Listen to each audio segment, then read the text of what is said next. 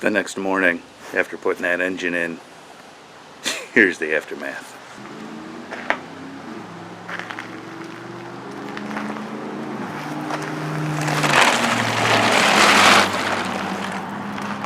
I have to get that crated up.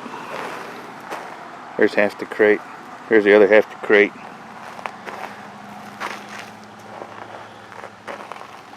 Tools I missed everywhere.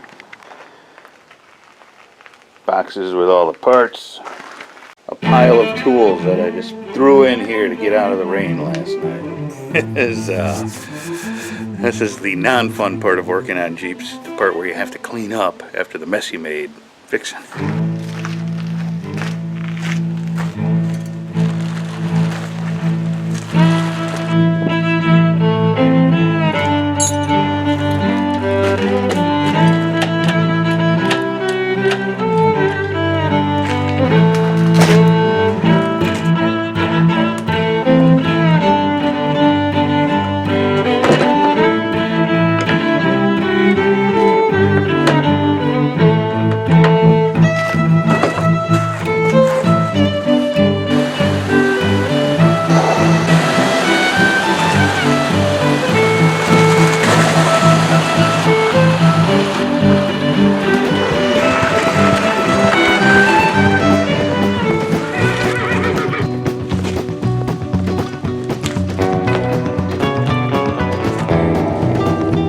Someone asked how I was able to maneuver the engine around. I've got a gravel driveway, but I was using the engine hoist, which only had little tiny wheels.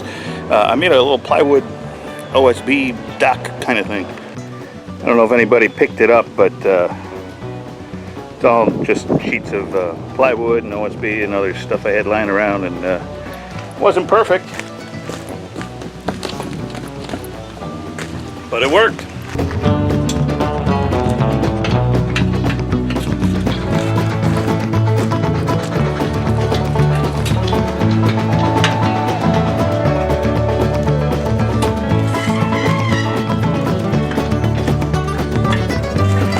Remember all those little baggies of individual screws and whatnot? I've been keeping them. There's a lot of little baggies. My wife was mad. I used every sandwich bag in the house.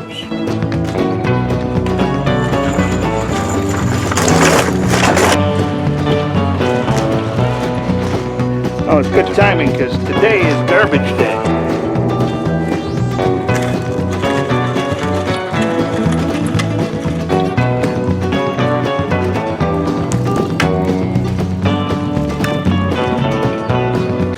Alright, not perfect, but much better than it was.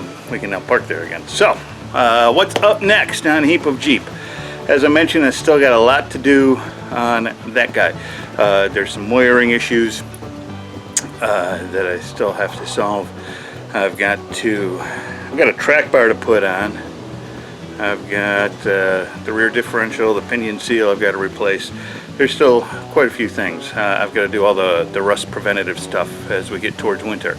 But I think one of the next projects is going to be, let me move that way, on that guy right there. That is a 2006, I think, CRV. It's a Honda. It was my wife's daily driver for years.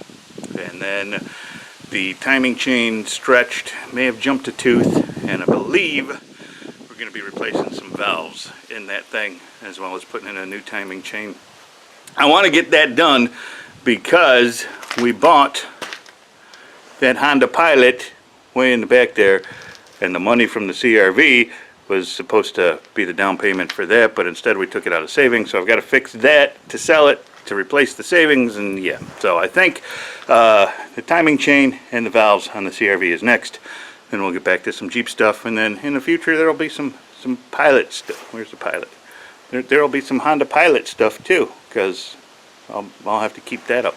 There we go.